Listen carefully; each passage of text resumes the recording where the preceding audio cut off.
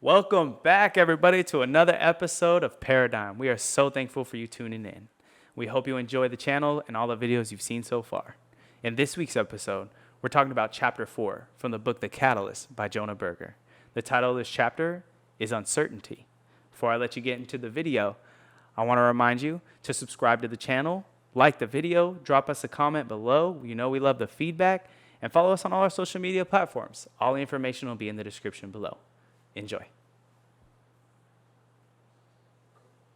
Outro. Ready? Welcome, everybody. This is Paradigm Podcast. We are on Chapter 4 of The Catalyst, How to Change Anyone's Mind, and we are on the title Uncertainty. And this is also the new setup that we got, because our boy John decided to move back to Virginia to be a welding teacher. Let's go.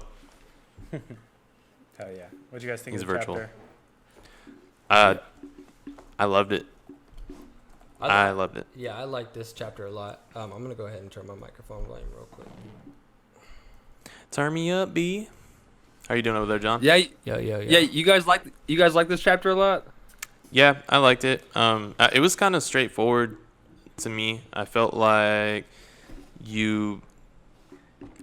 it works really well in sales. If you're starting a business, for anyone listening to this episode, I feel that this book would be great for a lot of people who want to start a business or at least go into sales or learn how to change someone's mind for their product, not just to change their mind. Definitely. Yeah. True. A big reason why I like this chapter is because towards the end of the chapter is where it starts to break down the subheadings.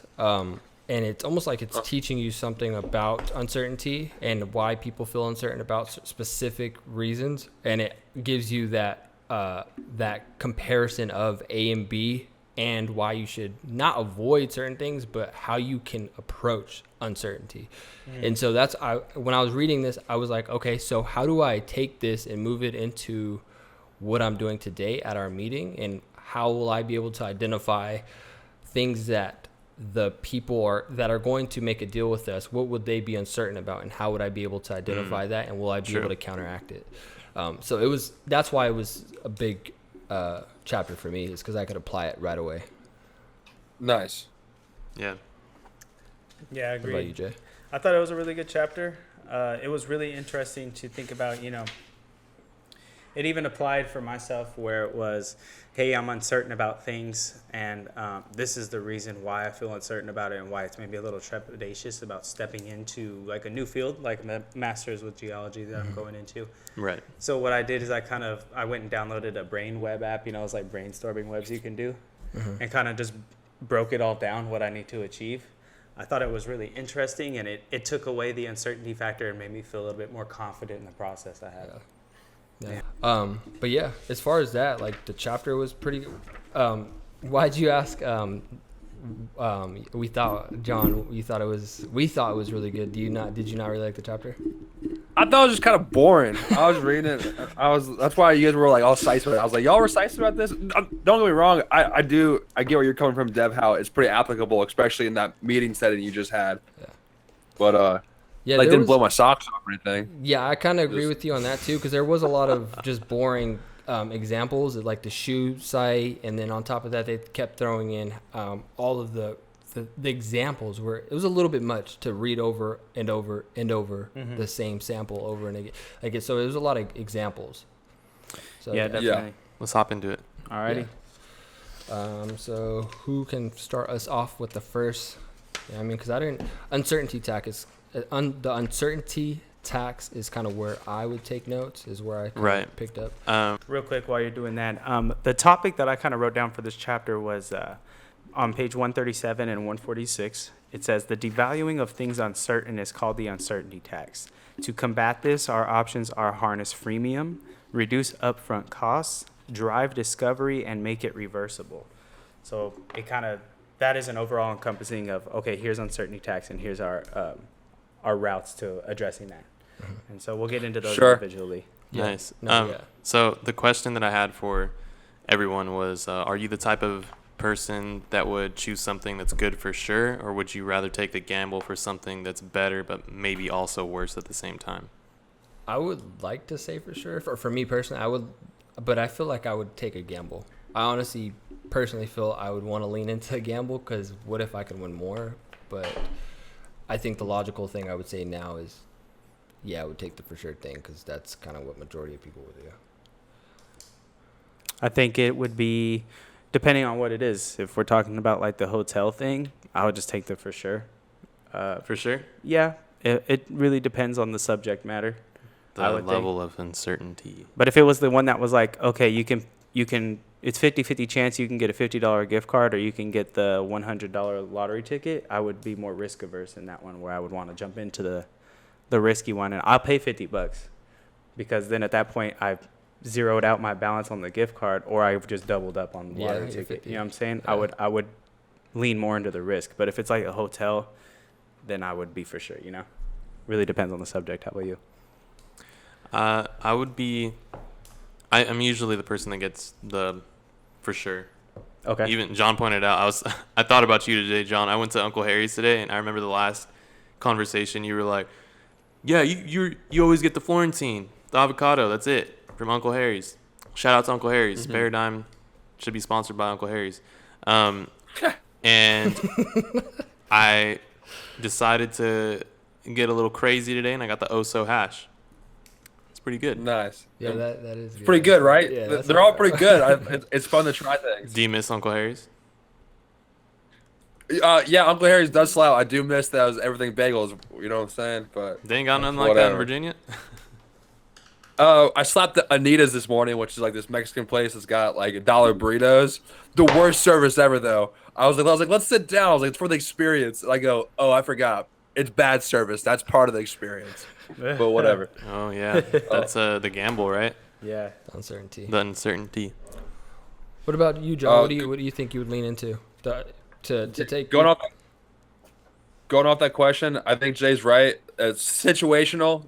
Like I think would have a factor, but I would say I would probably lean into like the gamble part. I feel like that. I don't know if I could win more. Like it'd be worth it. You know. Mhm. So I don't know. Yeah, definitely. I feel the same. It's definitely a situational difference in everything that can be a risk reward. So if it's just $50 to win $50 more, I would definitely take a gamble on that. But if we're talking like property, like a hotel, like, yeah, that's a totally different. Yeah. Yeah. Agreed. All right. So anything else? Moving on with the uncertainty tax. I have. Can we explain two what quotes. that is better for maybe the listeners? What uncertainty tax is in this book? Oh, I think I have it highlighted somewhere.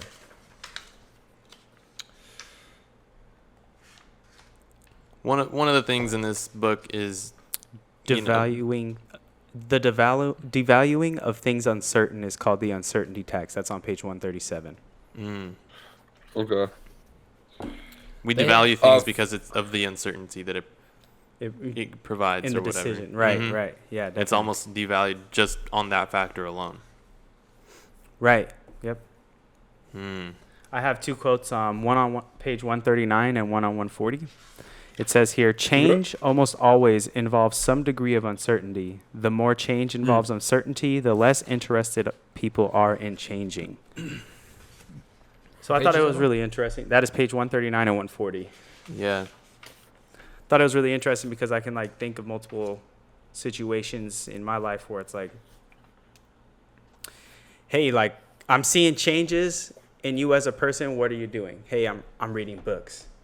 Pick up the book. We can discuss it together. I don't know. I'm a little uncertain. I don't want to do it. Mm. You know, and I could Yeah. see that played out in people around me or even in myself.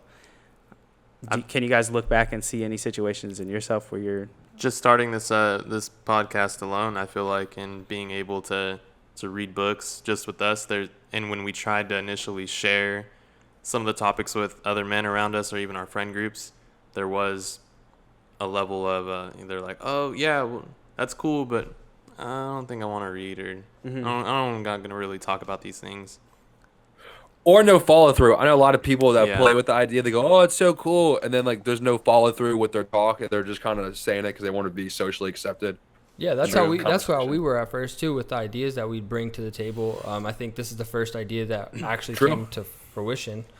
We tried to sell True. things. We tried to we took different approaches. Ideas were laid on the table, and we kind of just they vanished because we allowed them to vanish. And uncertainty tax, to clarify, an uncertainty tax to me sounds as if it's not money. There's no monetary value. That's the risk to reward part of the uncertainty tax. But the main uncertain part of the taxing is energy and effort. How much do I have to give to receive? Right. A lot of people are not willing to put the energy forward because it may take more energy to make a better reward. So people just don't. I would say I look at it almost as like a weight on your mind and making a decision. The uncertainty tax, where if it's cut and dry, there's not too much baggage in your head in your decision making. Yep. But if you're uncertain about it, it really starts lagging you down. Like, should I do this? Should I not? Because you're not clear what you want to do. Yeah, for sure. that's real. I can think of a couple instances in this journey that we've been in where uncertainty has been something that we've attacked. Like when we first started, it was, okay, what are our roles? We were uncertain about our roles, causing us to be a little less likely to actually do the job, right? Right. Or John's leaving. Right before John left, it was when I brought it to the attention of like, I would like to keep this going, but I'm uncertain how it's going to be going forward. How are we going to attack that? You know, and it's provided, I can even see it in myself. It was like, hey, I'm a little uncertain about how this is going to be moving forward. So I was a little less likely to pursue it. I felt that even in myself, and that's kind of why I wanted to address that. I think that may be a major factor in why a lot of people succeed and a lot of people fail, is because the fact that the certain factor isn't placed there anymore. When you have the same desire and nothing changes and you can remain that motivated through the whole process, then it makes everything easier. You know what I mean? Everything is easier because you're always motivated. You always have the desire. But when things change and you have to adapt to things that it may not be the best or the way you pictured it in your head or how you imagine, that's where people start to dive away from and swim away from the thing that they wanted to pursue. A podcast is they stop it because, John left and let's kind of just go into something else, or maybe it just fades away. But if we figure out how to adapt and evolve with our changing, I think it just makes our podcast stronger. It makes us stronger as individuals, and we understand how to change to situation rather than like false realities that, it should look like this because I have an image in my head. You know what I mean? You know what we're tapping into? The virtual podcast market. Hey. We just started something, bro. No, I'm just kidding. It sounds pretty dope to me. I mean, we're kind of like, this could be something. Going off what Devin was just talking about, I think change I think of it as like a muscle, and some people don't exercise the muscle of changing, and you can see that with people. And I think if you actively pursue strengthening that muscle, change can be easy for you. It doesn't just totally knock you off kilter on your life. Yeah, definitely. Like go for it, John. We were doing these PD days at school with all these new teachers, and the representatives kept being like, all right, guys, if this seems too overwhelming, we're going to make it through. We're going to make it through. They kept repeating that. And I thought to myself, this seems pretty straightforward, guys. What's the big deal? And I'm a new teacher. I don't even know what's fucking going on. But, they're setting their ways that it might seem overwhelming to them, but it's just interesting. Definitely. That makes me think of analysis paralysis right here on 140. In the book, it says, uncertainty creates yet another roadblock. It often halts decision making entirely. And I've definitely been in that situation where there's so many uncertain things in my life, and I don't know what career path to take. Should I apply for this job? Should I read books? Should I branch out of my friend groups or whatever? And sometimes I just freeze up, and that's where a lot of my anxiety comes from, is just knowing that I'm staying still when I could just make a decision and find out. So when you feel that way, what do you do to alleviate that stress or alleviate that anxiety? How do you move forward when you feel that way? For me, I had to train myself. And maybe it can help the listeners if they deal with that as well. Yeah, for the listeners, for me, it was a little tough to get out of that mindset to where I'm stuck in this anxiety phase where I have all these things I need to do, maybe a bunch of doors open in front of me or a lot of things to do, and I don't make a decision. What gets me out of that is stop thinking entirely, or sort of kind of put your mind on a shelf for a little bit and start doing something. Start doing it, and it'll get you faster to find out if you really want to do that one thing, that one career path, or that one route in your life. It alleviates a lot of the unknowingness because you're finding out while you're doing it. You know, the podcast, what we're doing right now, it doesn't seem so scary anymore because we're recording now, and we didn't really think about it too much, and we didn't allow ourselves to be frozen by uncertainty. We just started doing it. We started reading, and fuck it, if we find out, you know, the wrong things, that just gets us closer to the right things to do. Yeah, it mentions it a few times that uncertainty may be worse than not taking, or uncertainty actually may be worse than a negative outcome, because actually you learned something in a negative outcome because you made an action. You did something to move in the direction you wanted to move in the first place, instead of just staying still and not moving at all. So in a sense, uncertainty may be actually worse for you. Not being able to make a choice and decide may be worse than making a bad mistake. Agreed. I think one of the biggest quotes that really stood out to me about uncertainty, and this came from one of my teachers in my community college career. It was, life is a journey, right? And sometimes God requires us to step into the dark before he turns the lights on, right? And so with John, he's going into a place that he's somewhat familiar with, but he's uncertain about the job that he's going to be getting into, certain aspects of it, right? And so he's stepping into the dark with the assurance that he knows he's going to do okay, because he believes in himself, he's confident, plus he's got God on his side. But you are stepping into the dark somewhat. And so stepping into the dark with confidence, knowing that at some point the lights will be turned on for you, it's Bitch, I got a headlamp. Facts, you know what I'm saying? got the big lamps, you know? But I have another quote here that comes from, I think it's 140. It says, "Uncertainty acts like a pause button, stopping action and freezing things where they are." And so my question for that is, where are we paused in uncertainty in our lives, and how do we attack that? Okay, I'll start just because it's right on my head.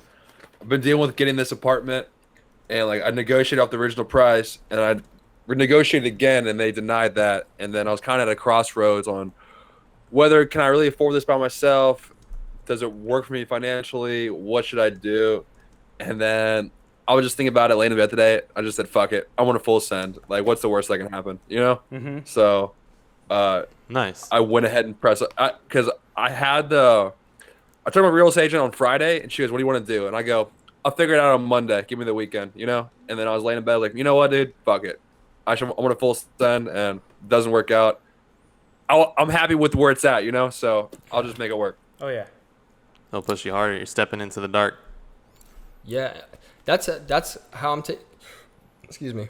That's how I'm viewing a lot of stuff in my life right now. Is I'm taking a lot from one of my partners, Mark. Is he likes to dive into things and learn on the go.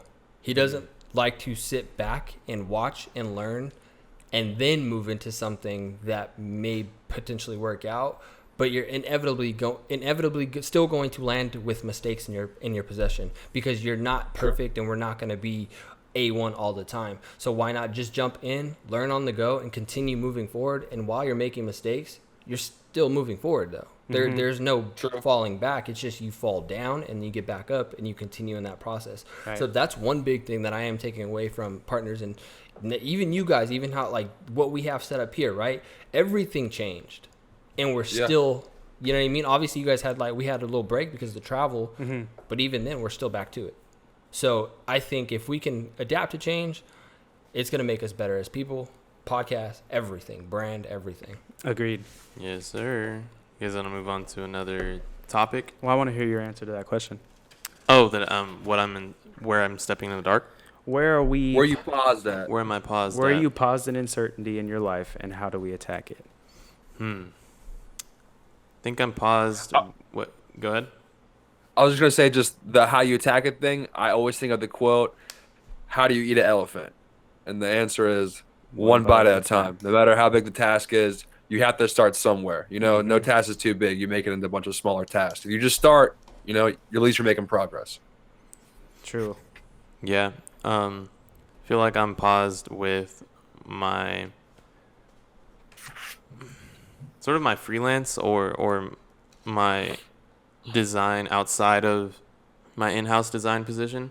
Okay. It's still there. It's just I feel like I need to attack it by learning more and more and just doing more art shows. I'm doing this one and it's going to happen on August 5th. I need to do more because even the short amount of time that I've been making pieces with collaborating with like Lexi and Jared and Carlos, I was like, wow, like I have the ability to really make just pure art and it's still there.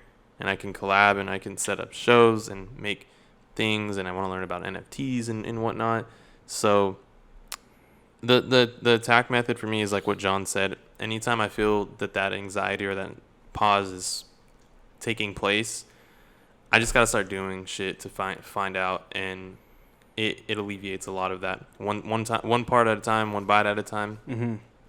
Helps out. One thing piece at a time. You know.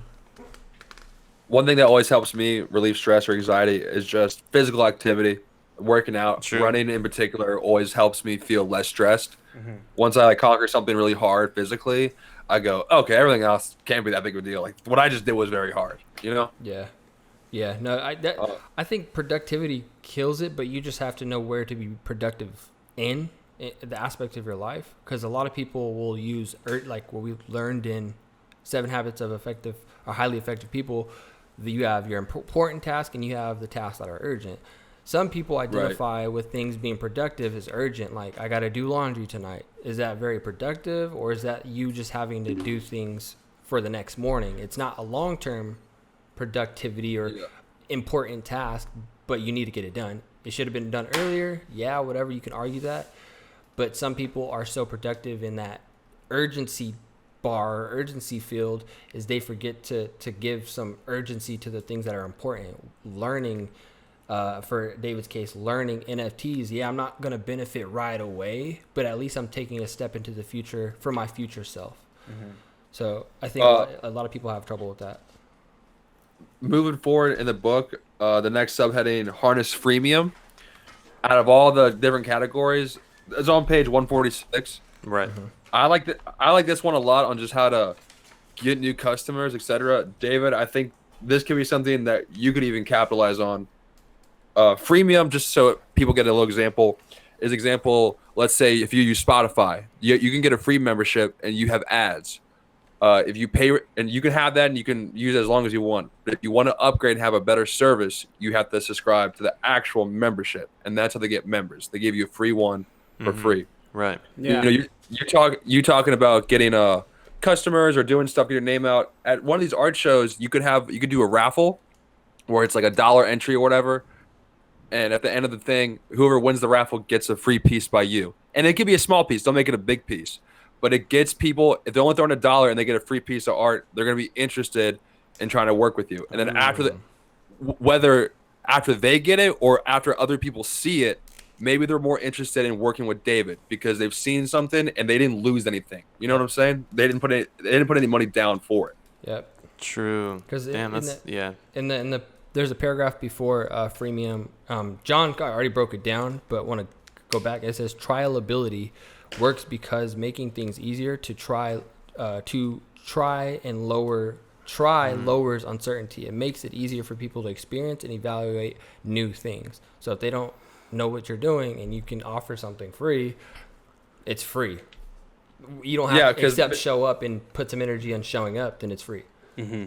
Yeah, because maybe I'm uncertain on how your art is, but if I get a free piece of art, I'm pretty hype about it, and then I like it. Maybe I want to work with you more, or their friends see it. Building that fan base, yeah, and that goes for our listeners too. These things are very specific to like what we do. I'm into art, so we're using those examples. But if for all the young men and women out there, if you're starting a business, look into these concepts. Like freemium, free subscriptions, free initial products and whatnot to sort of build your fan base and fuck, I'm gonna try it. Yeah, that's That- that's an interesting thing. Like, if we can get someone to do something because we're trying it and we're not even at the level we want to be at yet, and they're in the process with us, that's probably going to be like why this whole thing, this whole podcast, the brand is all worth it. I'm gonna do that. I'm gonna try it for the viewers. If you're viewing and listening, I'm gonna do this shit. I'm gonna do the I'm gonna do the raffle thing for the art show. See how it goes, and we'll come back and see what happened. Oh yeah. And dude, people love winning shit, bro. It is so much fun to win something. It makes it so much more fun. At least for me, if I win something, I'm like, woo! You know what I'm saying? Oh, Yeah, fuck definitely. So Jonah Berger defines freemium in that subsection on page 148, fourth paragraph. It says freemium is a portmanteau, a linguistic blend of two words, free and premium. The initial or basic version is free of charge, but the experience is designed so that satisfied users will eventually pay to upgrade to an enhanced or premium version. And I mean, how many of us have done that? Amazon Prime. I think that's, I just yeah. did it right now. Yeah. They gave me a free trial for recording Google Meet, so I was like, fuck it. Exactly. We Boom. all, yeah, we all do it. It even brings up Dropbox as an example. It's like Yeah. I had the free Dropbox thing, you know. Yeah. And I never upgraded because I didn't use it much, but that's kind of, you know, we all do it. Oh yeah. Oh yeah. I Definitely. pay for Spotify, you know, because Oh yeah. I love it. Start seeing it all around now, you know? Yeah, I think because what he's talking about, a lot of companies do it because it works, Oh yeah. Yeah. right? Definitely. All right. Trying before buying makes people more likely to buy. Also, I had an idea for us. You know, how could we apply that, you know, to our podcast? And we literally brought it up the other day where John was like, we could get some free stickers for our listeners, possibly merchandise, or our notebooks, which we're planning to make to sort of write down your own ideas and what you think about some of the books that we've read. Yeah, so go ahead and drop some ideas if you guys have any ideas. Just go drop them in the comments. It could be anything. It could be if it's a specific sticker, if it's a adhesive, if it's a what are they? Lanyards. Lanyard. Lanyard. Yeah, so just drop some ideas for us, and maybe get some stuff created and we'll give away for free. Yeah. A free Patreon tier. Free MacBook Pros, free free Teslas, you know what I'm saying? You get a Tesla. You get a Tesla. Please. Hey, just another example of the freemium thing. When I was younger, my mom was car shopping for a new vehicle, and she was uncertain whether she wanted this Jeep Cherokee or not. And the car salesman said, "Just take it." He's like, "Just take it home for the weekend." He put my little brother's car seat in there. He goes, "Take it for the whole weekend. Bring it back Monday. If you don't like it, we'll take it back." Dude, day one, my mom goes, "I'm sold." She brought it to the driveway, like had the little brother there. Yeah. She's like, he was like, "I'm not taking it back. I'm sold." The guy sold the car the second my mom drove off the lot. Boom. Yeah. But she felt that she didn't have to make a decision right then and there, and she got to have a free trial of the car. You know, Hell yeah. You said you were in sales at one point, right, too, John? Right? I was like, that's one of my first job. I was a door-to-door salesman. Yeah. Yeah. For Weed Man Lawn Care. Shout out Ahmed. Hell yeah. Damn, bro. Did you ever do like free? Were you like out there just like, just do that, just try it. It's free. Take Trying to think my of my spiel. take my vacuum I- for one day. To be honest, the shit I would say, it was anything to get a sale. So it was, I would tell them lies. So I'm not the best person. Oh no. That's funny. Alrighty. Reducing upfront costs. This is the second option to address uncertainty if you're trying to change somebody or change yourself personally, or even make a Reducing sale. upfront costs. I have it listed as it shrinks the amount of time, money, or effort required at the outset to experience something. Yeah, it's kind of similar to the freemium thing. Yeah, I would say just to circle back to that. I mean, like a vehicle is a good example. How many of us pay for a vehicle up front nowadays? It's very rare, you know? But how they reduce upfront costs is that you get a loan and you pay for it month by month. So it doesn't seem like such a big baggage to you. Yeah. You know? You're not paying $20,000. You're only going to pay $250 a month. You can afford that. Don't you want that new car? Right, right. So, Financing has a big part of that, huh? so They also- I would, Go ahead, John. What were you gonna say? huh? No, that's it. Oh, okay. Moving on from it's the same subheading. Reducing upfront costs. they go into talk about how money isn't usually the driving force on why people make decisions based on a purchase. It's usually the way to try it out first. Money does not have a, I guess, equal or the same value behind being able, let's say a pair of shoes. You'll pay the same amount of money, but what if you buy them online? You don't know what they look like. You don't know what they feel like. You don't know if they even fit. A lot of people, that was a bit, he talks about that in this book, is the shoe companies that were going online, the e-commerce brands, they were struggling to sell to customers because the number one problem was customers couldn't try things on. And it wasn't based on the price or how much it costs, because people they're shopping for a reason. They have the money to pay for it. It's the uncertainty that it won't fit. So what companies did, they adjusted years after year after years. They started sending out a lot of try-ons and if you don't like it, you can send it back. 30-day guarantees, 90-day refunds, where you can try all these clothes on, try everything on, and then send back what you don't want. And their sales went through the roof. So a question that I have for us is, how do we implement? It could be for the podcast, but it could be to your personal life as well. How do you implement the uncertainty? Because I think it falls under uncertainty tax. How would you apply this concept to your personal life or your business life or whatever anything you're going through right now? How are you adjusting to that change? Just like how Zappos adjusted to the change. Okay, online shoppers aren't paying for things. How do we get customers to shop with us? So where in our lives can we? Can you finish that part? Are you able to identify the change that needs to happen in your life to make things work, or to continue down the path that you're currently on? Okay, for myself, there's a laziness factor I can identify in myself sometimes. Okay. And I think, I could think too, hey, maybe I could try being full force on it for a week, 2 weeks, instituting a trial period of like, this is what I would like to see myself doing and looking like every single day, my day. Let me do a trial period of that for 2 weeks and see how I like it. But I have to do it for those 2 weeks. You could apply. So the question to you specifically would be, how do you identify that with your school? Because I feel like you already did that with your master, your grad program that you're going through right now. You had to adapt to some change to successfully go from a student to wanting to become a professor in some way. You know what I mean? Or a scientist in the geology field.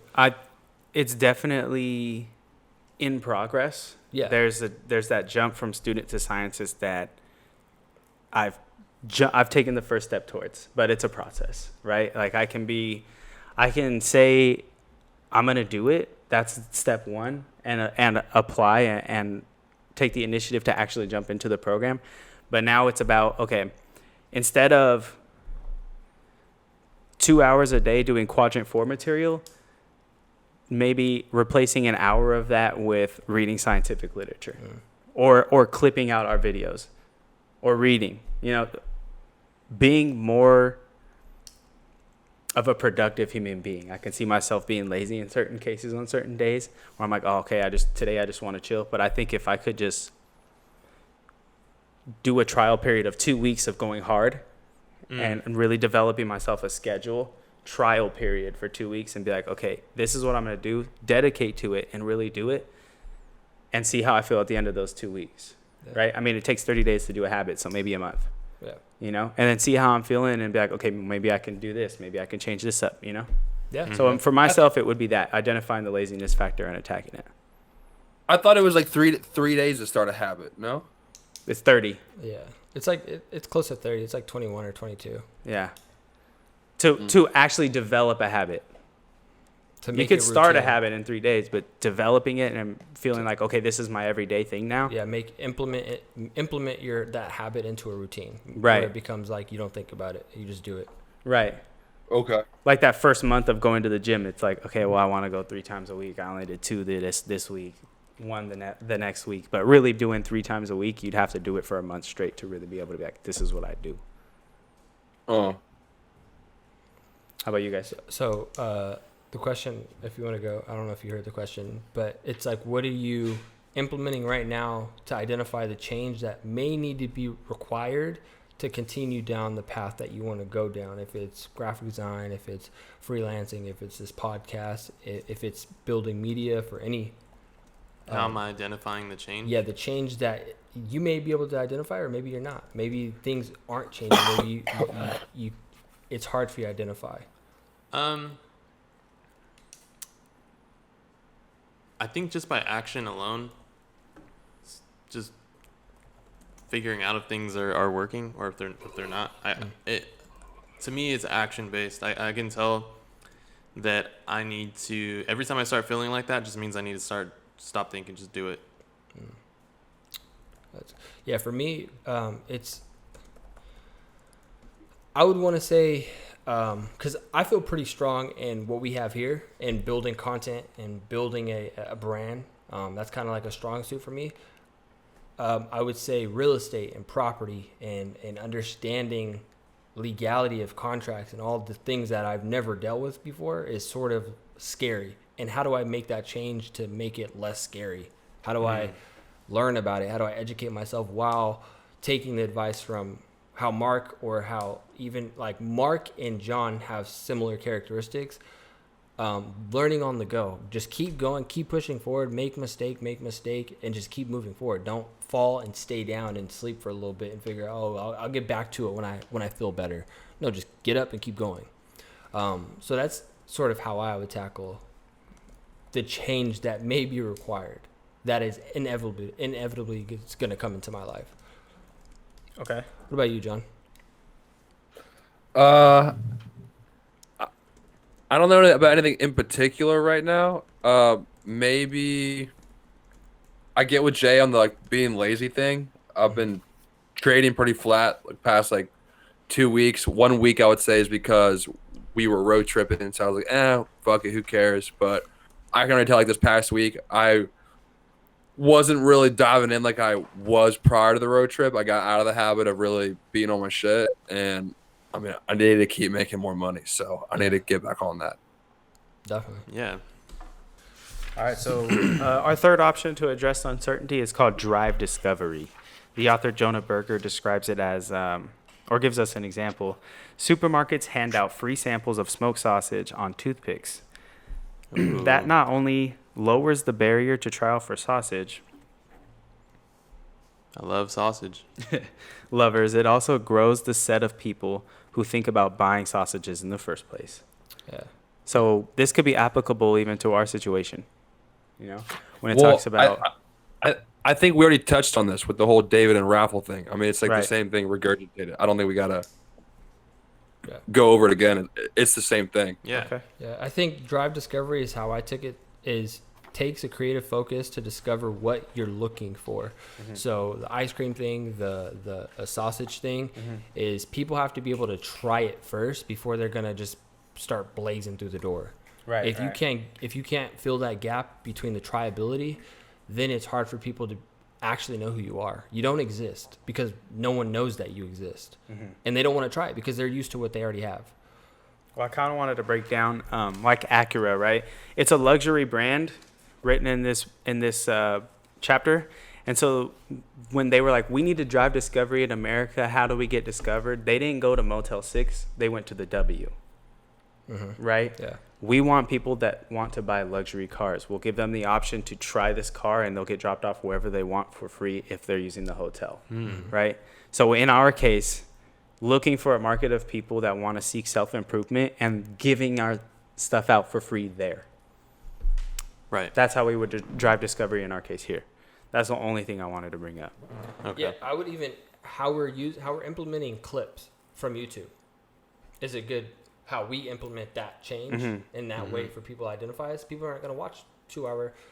How many people actually watch 2 hour YouTube clips or YouTube videos in general? A lot of people don't. A lot of people tune into Apple Music or Apple Podcasts or Spotify, and that's just the reality of things. If you can't tap into an audience that's existed already but don't know who you are, then you may need to switch things up.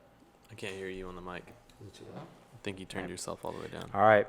moving forward, the fourth option to address uncertainty is make it reversible.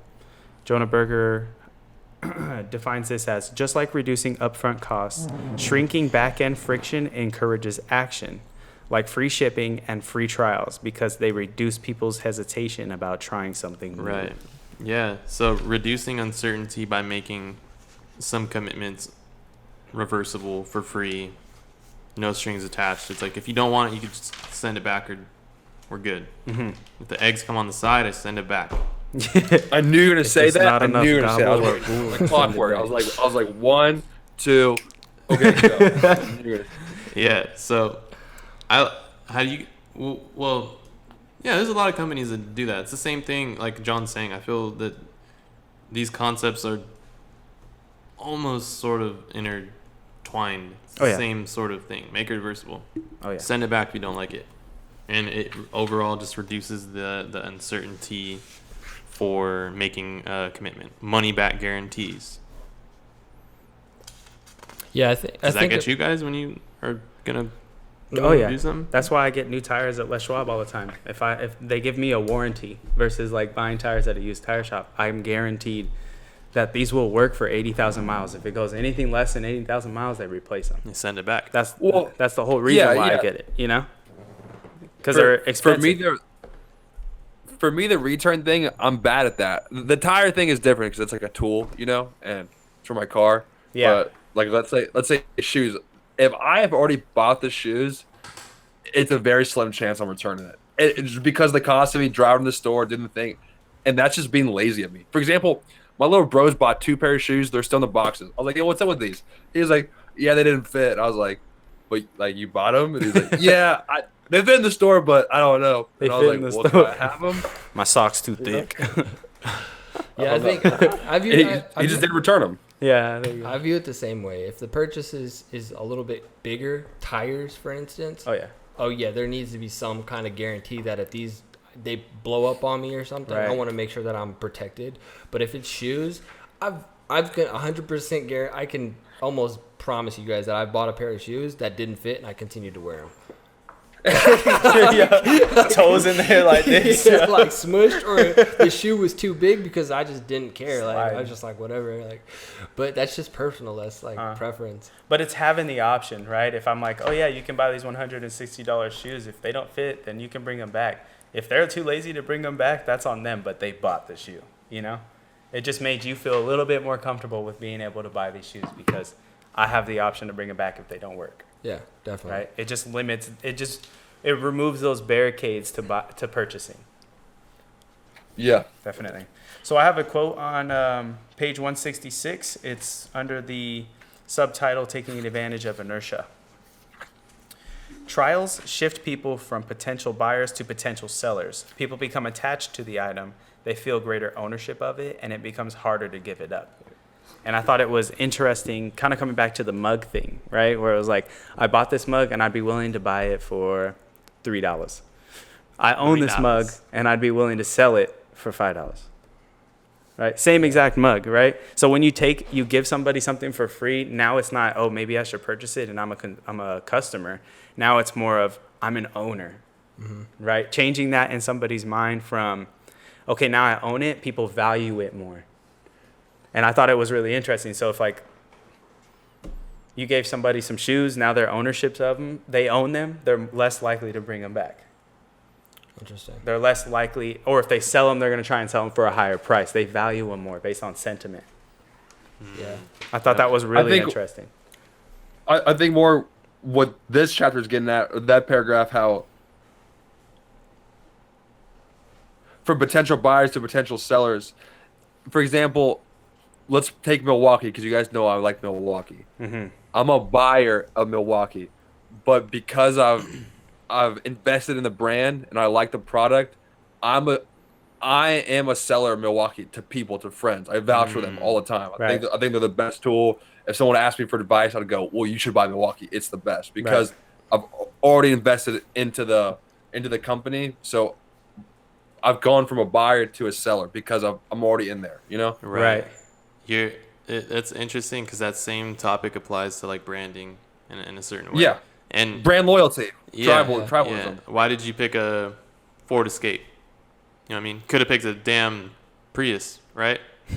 Could have. Yeah. The Ford Escape was just because I knew someone that worked at Ford. That was just random. Well, okay, but how about the other truck you bought, right? The other. I like Chevys. I'm a big Chevy guy. Yeah, Silverado. so you're in a community of people that are Chevy dudes. You see someone driving a Chevy, you're like, ah, bro, I love Chevys. Or, oh, Ford Escapes? Totally. Hell yeah. Milwaukee? Fuck yeah. Yeah, I think totally. what Jay was touching on towards the end of that paragraph, it says, while some people may not be willing to pay the market price to acquire something, many more will be willing to pay that price to avoid losing it. Right. So it becomes more valuable based on what the value they put on it and how much it may cost energy, effort, time to replace it. I feel that. Definitely. All right. I have a quote on 167. I thought it was really interesting. It's on the bottom, the last two paragraphs. I'm going to read just a little bit of it. It says, think about being single versus dating one person exclusively. Yeah. When you're single, you actively search for the best partner. You go on dates with different people, compare them, and consider the relative merits of each. You look for a set of desired attributes, and the list often gets longer and longer the longer you search. This makes it less likely that anyone will ever live up to the growing laundry list and more likely that you'll never settle down. When you're dating one person exclusively, however, it's a different set of questions being considered and decisions being made. Rather than always looking for other options or wondering whether you could do better, you're focused on the one person you're dating. As long as they're good enough, you keep dating them. And I just wanted to discuss this with you guys. What are your guys' opinions on this? Do you agree? Do you disagree? I agree. Well- I agree to disagree. Like, go ahead, John. I'm sorry. No, go for it. Yeah. Where I agree with the whole statement, except where it starts to say the relationship part, how it explains the relationship. As long as they are good enough, you keep dating them. I don't think it comes from another person. If they're good enough, I think it's within that, internally within yourself. For instance, if you're dating someone and you may not like the way they carry themselves, they look, their appearance, but you continue to do it because it's the easy route rather than going back out to the marketplace of trying to go on dates, trying to impress people, trying to impress women. That's a lot more of a challenge than trying to stay with someone that you understand likes you for who you are, and it may not be what you want in your head, but hey, that's what you got. Some people are okay to settle with that. Some people aren't. So that, like, the basic, I think they just basically underlined it. Like, they just gave like a basic parameter of why people stay in relationships. Wait, can we But figure that out real quick? Because this man's going to be going crazy. yeah, where's the? It's right here by you. Yeah, he's good. Yeah, that's kind of how I took that. I agree with a lot of it. So you agree with it? Yeah, I agree with it, but towards the end of it, it's almost like not everybody believes that their significant other is. It's not based on the other person being good enough. I think it's what you require in yourself, what you're looking for in a person. If it's sexual attributes, if it's financial, if that person doesn't require those, yeah, you may stay with that person for a specific reason, but it's not all the reasons. Like if it's sexual, if you want a woman to be more sexually active in the bed and your woman isn't, are you willing to remain with her because she has a lot of money and then go find another woman that is more sexual in the bed? So you kind of like, I don't know. That's just how I took it. But I think too, like, I know people that stay with people that they don't like because it's the familiar thing, right? Well, I think now you're dealing with the uncertainty of being single and trying something new. You're still dealing with uncertainty. It's the mug thing, like you guys just brought up. You know, Right. mug's only worth $2, but like you already have the mug. You don't want to give the mug up. You like it; it's yours. You know. so yeah, I think that's just how we all. If I'm wrong, if I'm correct, how we all see it in our own, like how I see it is me. If I were with somebody that, hey, like you don't fulfill what I'm looking for, that's me settling for something that I don't want. Yeah. Well, the touchback on Jay's original question. Can you repeat it one more time for me? Or what page is that so I can just read it? 167 on the bottom. It's the last two paragraphs. I didn't see it. It's in the I don't know description. what that's called. Yeah, I don't know. It's like an Oh, asterisk or something. Oh, bottom okay. two. Think is the first word. This makes it less likely that as long as they're good enough, you keep dating them. I see that all the time. Yeah, I would agree with this 100%. You know, once you actually start dating somebody and you make that investment to take the leap forward to date them, you kind of get tunnel vision. The things maybe that a potential partner, if they would do that, they would kind of get filtered out because you're already invested, because you're already in there. You're able to look the other way because there's already been so much investment to come to this point, you know? And I see with relationships, probably myself in my past relationships. So Yeah. it makes sense to me. Oh yeah. I agree. Cool. All right, that's all I had. Mic drop. Interesting. Mic drop. How about this? Page 168. I highlighted, we are all neophobic to some degree. What do you guys think about that? Do you guys think you guys are neophobic? That means fear of something new. Just something new, yeah. I would say no. I like new things. Yeah, I wouldn't say that we're all neophobic, but it does say to some degree. I say naturally we are. It just depends on what the subject is. I would say that we're neophobic. Like, fuck, I don't know. Can't even really think about it right now. I think naturally we are because we get just like how if you guys agree with this, then you guys can't say you're not neophobic, because if you agree that if you get with a partner and he or she makes you feel very special or you're comfortable or whatever the conversation is, that person fulfills what you need. I don't want to go search for someone else. This person's providing that for me. That's different, dude. A relationship. I don't think I'm being once neophobic about you're that. in a relationship. But that's how do you? But once you're in a relationship, you shouldn't have to be I don't have to find somebody new because, like, we're dating. You know what I'm saying? The whole point of dating is to find the partner for life. Exactly. So, sorry, go ahead. you know, I think that's not a good thing to compare the neophobia to, because the whole end goal to a successful partnership is that you don't have to do a new one. That's it. I think it's more about like trying a new workout, going exploring, picking up a new skill, meeting new people. But like the relationship thing, that's perfect. It's supposed to be long term. Yeah. You know? So that's perfectly. So what I'm saying is, it's good for us to have our personal changes within ourselves, going to the gym, meeting new people. In a sense, how I view all those things is evolving. You're adapting, you're changing, you're growing as a person. What if your partner isn't growing like you are? Unacceptable. That's what I'm saying is you may not be, but she may be or he may be. And are you still going to be attracted to that person as you were when you first met them? Well, that's not the question. But it's the change. It's the neophobia it's a fear of changing. If your boyfriend or your girlfriend, right, that last thing, because you guys agreed with it. But you're asking me the question, are we neophobic? And then you're asking if your partner's neophobic. Who fucking cares about my partner? Talking about me. Okay. No, you're just combining two questions. I don't think they roll together. You know what I'm saying? You're asking two different questions. So the question, what was the question? Are we neophobic? I asked the question individually. Do you guys think you're neophobic to some degree, or just neophobic in general? Like, it was an open-ended question. There wasn't like a specific. I think it was just interesting because when I ask these questions, I'm actually asking them in pursuit to identify something within yourself that maybe each of us on the podcast are neophobic about something, or our listeners. What are you sort of neophobic about, and why is that? I'll give you something simple. New shows, new music. I watch the same shows. I listen to usually the same music, like of artists that I like. I don't typically jump into the new stuff because I don't have any desire to, or I'm just not interested, or I have a fear of finding. I don't know. I wouldn't say fear. I don't really like the word phobic, but I get it. Like that getting into something new, even if it's something as simple as a show or music. Like new hip hop, you know what I'm saying? Yeah. It's just not hitting for me. Yeah, true. Yeah, that makes sense. Something simple like that. Then I would say naturally in general, I would say I'm neophobia, because I understand that like that's just there's always this voice in my head that doubts me all the time, but I understand that's just my thoughts. That's just how my mind works. Mm-hmm. But it doesn't stop me from pursuing the new change. No, I know that it exists though. It's always there for me. Right. Yeah, it was sort of like for me and it gets into it, like it talks about the vegetarianism on the next page. Oh yeah.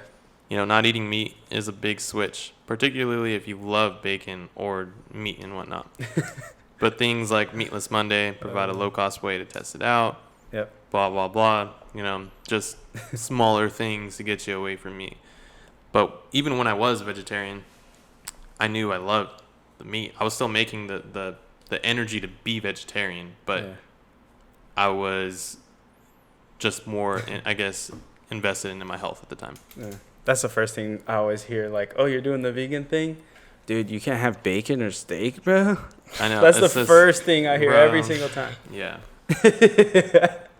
I ate a shit ton of meat the other weekend, too, which is crazy. Yeah, that topic really it's curious to me, like, why people go vegetarian or, like, vegan. I think, to me, it's totally off topic, but, it's curious to me. All right, I would say just to try it. I've tried being a vegetarian just to give it a shot for like 6 months, and don't think it worked for me. I got too skinny. For me, my bowel movements were on point. Oh yeah. That was the biggest reason why I started. That shit do go, literally. Yeah. I think for me, what really helped with, like, at first it was like, I just want to lose weight, right? I want to have a better diet. And what it actually ended up teaching me was structure and a little bit more discipline with my diet. Because before that, it was just, we'd get food out or whatever all the time.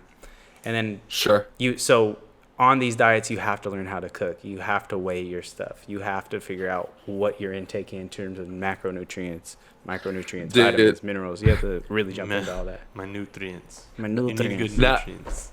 Now that I've been home, I eat just whatever's cooked for dinner. It's actually, I'm like, oh yeah, let's cheesy potatoes and steak. Let's do it. Yeah. I would never do that. Like, it's just so crazy. Oh, yeah. You guys have any more notes? No, After this one, I think I'm good. I would just say one more thing, just about the neophobic thing. I was thinking about it. Like 2.5 years ago, I would say I was more neophobic, as in I liked where I was at, and I didn't really want change. I wasn't actually looking for it. And like I brought up earlier, I think liking change, if that's something that you struggle with, neophobia, where something new like kind of halts you, puts you on pause, it's just another muscle in your body you got to work out. Since then, from 2 years, it's been a long time, and I think I've been actively pursuing to exercise that muscle. So now, like, I actively look to try new things all the time. Like we brought up the bagel thing. I go to Uncle Harry's and order a new bagel like every other time. It's just little things, and then you're more open to ideas and stuff, and you're less scared to try something new, to take a step in the dark. Exactly. I've been trying to, even small things into your life, to do something a little bit different can do a lot for you sometimes. I've been trying to implement it into just random things. Even when we go out, like, yes, we love going to Tower. It's the shit, it's popping, whatever. But went to Splash the other night. It was fucking dope. And instead of going immediately out, I was like, why don't we just try a new place here in downtown Fresno? So we went to the Cosmopolitan. Super nice. And it was different. It was a different vibe. And it made me feel like even if we're doing the same kind of routine, at least it was a little bit different. So we're getting a full, well-rounded scope of what's actually available within our city. Sometimes I feel like we're just chasing something when we could just go have fun down the fucking street. I don't know. Right. Yeah. Definitely. All right. Totally. All right. Well, thank you guys very much for tuning in. That was chapter 4, titled Uncertainty, of Dr. Jordan. No, not even Dr. Jonah Berger's The Catalyst, How to Change Anyone's Mind. Thank you for tuning in. Signing out. Make sure to drop some likes, comments, anything that you would like to discuss. We're all open. We all have social media.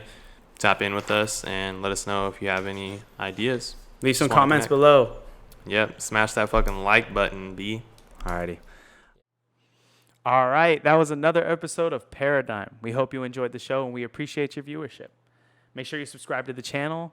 Leave us a like. Drop a comment down below. We love hearing from you. And follow us on all our social media platforms. All the information will be down in the description below. In this week's episode, we talked about chapter 4 from the book The Catalyst by Jonah Berger.